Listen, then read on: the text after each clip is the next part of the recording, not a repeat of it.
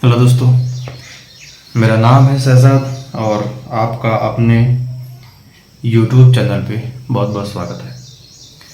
तो आइए, काफ़ी दिन के बाद हम फिर से लेक्चर की शुरुआत करते हैं। और जैसा कि मैंने पिछले लेक्चर में आपको बताया था कि GBP JPY में बहुत ज़्यादा इम्प्रूवमेंट नहीं हुआ है। जो प्राइस है वो एक साइडवेज मूव कर रही है, एक लिमिटेड एरिया में मूव कर रही है। और तब से लेकर के ये पूरा 2 हफ्ता आज बीतने वाला है, यानी कि 1 हफ्ता पहले बीता और 1 हफ्ता ये हो गया। आज फ्राइडे है और आज मार्केट का लास्ट डेट है। इन 2 हफ्तों में मार्केट ने लगातार उस 200 EMA को रिस्पेक्ट किया, जो ये आपके सामने है।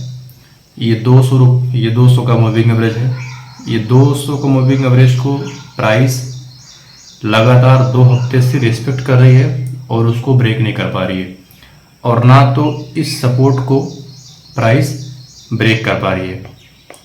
ये हफ्ता पूरा निकल गया, यानी कि पूरे 14 दिन इस मार्केट में निकल गए हैं और GBP JPY अभी उसी प्राइस रेंज में मूव कर रही है। तो मुझे लगता नहीं है कि आज कुछ ज़्यादा बड़ा होने वाला है, और ना तो ये सपोर्ट को ब्रेक कर रही है और ना ही ये रेजिस्टेंस को ब्रेक कर रही है। तो हमें फिर अगले हफ्ते का वेट करना होगा, क्योंकि अगर आपने इंट्राडे किया होगा तो बहुत सारा आपने प्रॉफिट बनाया होगा। और अगर हमें एक अच्छा और एक लंबा मूव को पकड़ना है तो फिर हमें सपोर्ट और रेजिस्टेंस को ब्रेक होने का वेट करना पड़ेगा। एक स्विंग ट्रेडिंग के लिए 2-4 दिन, 6 दिन, 7 दिन, 1 हफ्ता प्राइस पोजीशन को होल्ड करने के लिए। तो चलिए हम आज देखेंगे कि इंट्राडे में हम किस तरह से आज प्रॉफिट बना सकते हैं और आज के क्या क्या मायने हैं। तो जैसा कि आपके सामने ये लगातार 4 दिन से मार्केट में छोटे छोटे विक्स बन रहे हैं और लंबी लंबी बॉडी बन रही है और बड़े बड़े वॉल्यूम बन रहे हैं, यानी कि ट्रांजैक्शंस तो खूब सारे हो रहे हैं, लेकिन प्राइस का मूवमेंट 0 के बराबर है। बहुत ज़्यादा प्राइस एक्शन नहीं हो रहा है, ना तो प्राइस बहुत ज़्यादा ऊपर जा रही है और ना ही प्राइस बहुत ज़्यादा नीचे आ रही है। प्राइस ऊपर जा रही है नीचे, फिर नीचे चली जा रही है, यानी कि जहाँ से प्राइस ओपन हो रही है उसके आसपास ही प्राइस क्लोज हो जा रही है। इसका मतलब ये हुआ कि बायर्स और सेलर्स में जो टग ऑफ वार है वो हैवी है और उनके बीच में ट्रांजैक्शंस बहुत ज़्यादा हो रहे हैं, जो कि ये वॉल्यूम इंडिकेशन देती है हमें। लेकिन यहाँ पे सोचने वाली बात ये है कि अगर ट्रांजैक्शंस भी बहुत ज़्यादा हो रहे हैं तो फिर प्राइस मूव क्यों नहीं कर रही है। दरअसल पार्टिसिपेंट्स कंफ्यूज्ड हैं कि हमें प्राइस को किस तरफ लेकर के जाना है। एक बात तो ये हो सकती है, और जो यहाँ दूसरी बात समझने वाली है वो ये हो सकती है कि या तो फिर जो बड़े व्यापारी हैं मार्केट में वो एक पोजीशन बना रहे हों, या तो अगले हफ्ते में, और मुझे ऐसा लगता है कि जब GBP JPY का कोई बहुत बड़ा न्यूज़ आएगा तो ही उसको ये ब्रेक करेगी, या फिर अगर कोई बैंक्स या फिर हेज फंड्स या फिर जो बड़े प्लेयर हैं मार्केट में, अगर वो एक लंबा ट्रेड एग्जीक्यूट करते हैं, चाहे वो सेल का हो और चाहे वो बाय का हो, तो वो इस लेवल को ब्रेक करके ऊपर या नीचे जा सकती है।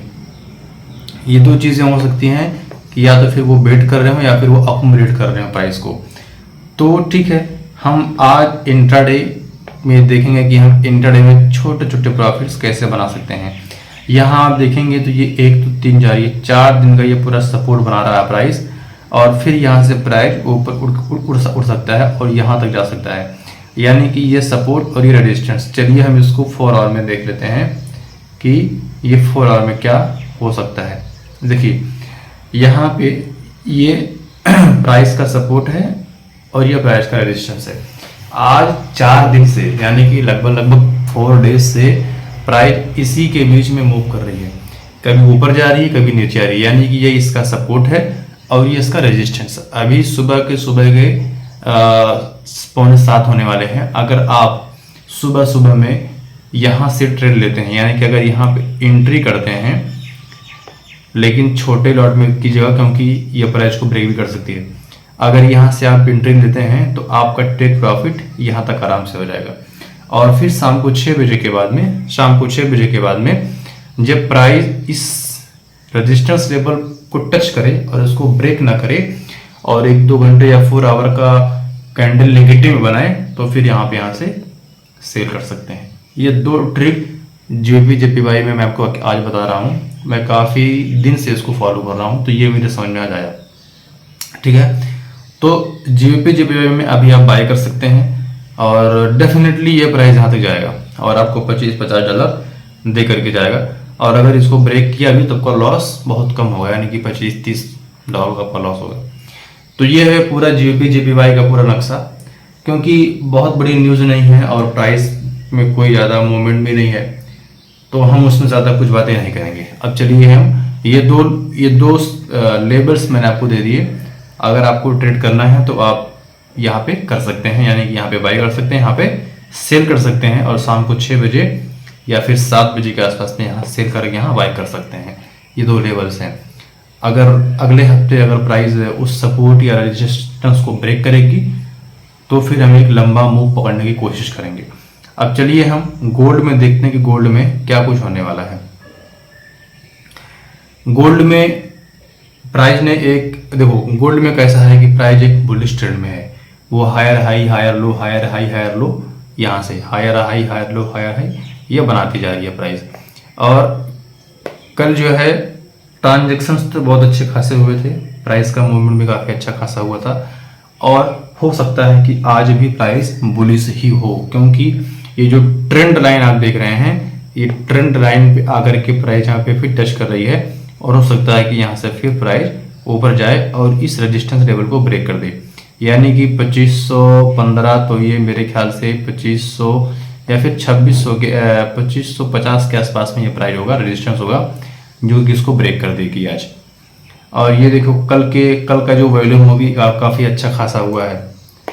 और दूसरी बात समझने वाली बात यह है कि कल का जो कैंडल बना है वो यूं कुछ बना है, यूं वाली, और वॉल्यूम सबसे अच्छा है।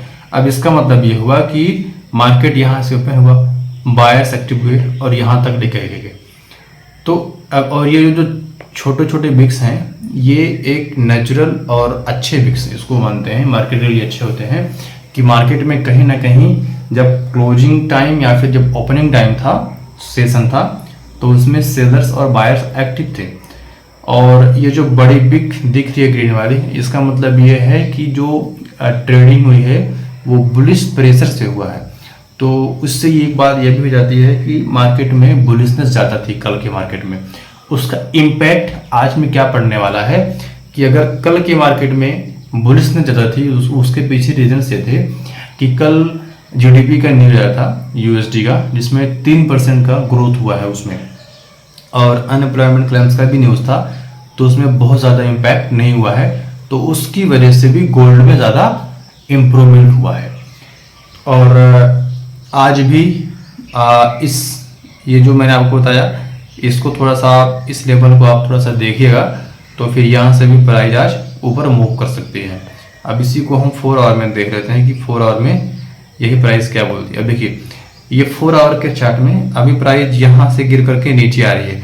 हो सकता है यहाँ तक आए, ये उसका सपोर्ट लेवल है, या फिर हो सकता है यहाँ तक आए, या फिर हो सकता है कि ये जो मैंने ट्रेंड लाइन खींचा है यहाँ तक आए और फिर यहीं से ये रिवर्स होकर के यहाँ पे थोड़ा सा तो स्ट्रगल करेगी। आप यहाँ पे एंट्री कर करके यहाँ पे आप एग्जिट कर सकते हैं। और अगर प्राइस ने इसको भी ब्रेक कर दिया तो क्या ही बात है, तो फिर आप और अच्छा खासा मूव इसको पकड़ सकते हैं। और अगर प्राइस ने इसको ब्रेक करके नीचे आई तो फिर आप यहाँ पे एंट्री कर सकते हैं या फिर यहाँ पे कर सकते हैं। लेकिन मैं आपको बोलूँगा कि देखो ये फाइनेंशियल मार्केट है, इसमें रिस्क भी ज़्यादा है और रिवार्ड भी ज़्यादा है। तो आपको अपना जो है कैपिटल को बचा के चलना है और लॉट साइजेस को मेंटेन करनी है, रिस्क रिवार्ड रेशियो को मेंटेन करना है और अपनी साइकोलॉजी पे काम करते रहना है। ये था आज का एनालिसिस JPY और गोल्ड का। अब हम कल वीकली एनालिसिस करेंगे और फिर देखते हैं कि मंडे को क्या होने वाला है। बने रहिए और चैनल को लाइक, सब्सक्राइब और शेयर जरूर कीजिए। आपका बहुत बहुत शुक्रिया।